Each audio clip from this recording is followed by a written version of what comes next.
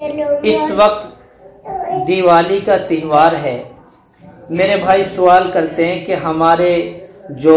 تجارت کاروباری معاملات ہیں غیر بھائیوں سے ہے،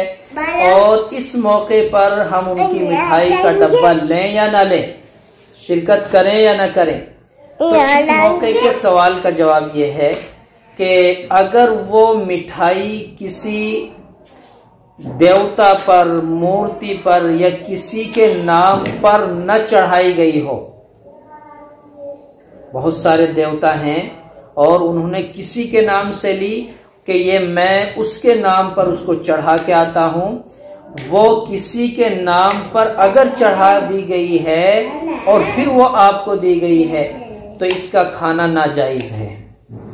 اور اگر اسی طرح دکان سے خریدی گئی اور کسی دیوتا یا کسی کے نام پر نہیں چڑھائی گئی اور ڈائریکٹ آپ کو لا کر دے دی گئی ہے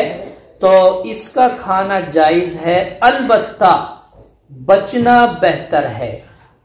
اسی طرح پٹاخے ہیں یا دیوالی میں اور کسی کام میں شرکت کرنا،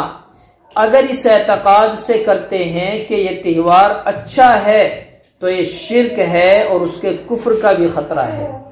البتہ کسی مجبوری کے تحت اگر شریک ہونا پڑا اور اس کو دل سے غلط جانا تو پھر شرک نہیں ہوگا، البتہ تہوار سے بچنے کی اجازت ہے، بچنا چاہیے۔ فتاوی محمودیہ میں لکھا ہے کہ اگر آپ کو تقسیم کی گئی کوئی مٹھائی ہے اور آپ اس سے بچیں تو یہ آپ کے لیے بدرجہ اولا افضل اور بہتر ہے، اور اگر بغیر چڑھاوے کی کوئی مٹھائی ہے تو استعمال کر سکتے ہیں۔ بہرکیف ہمیں چاہیے کہ ہم ایسی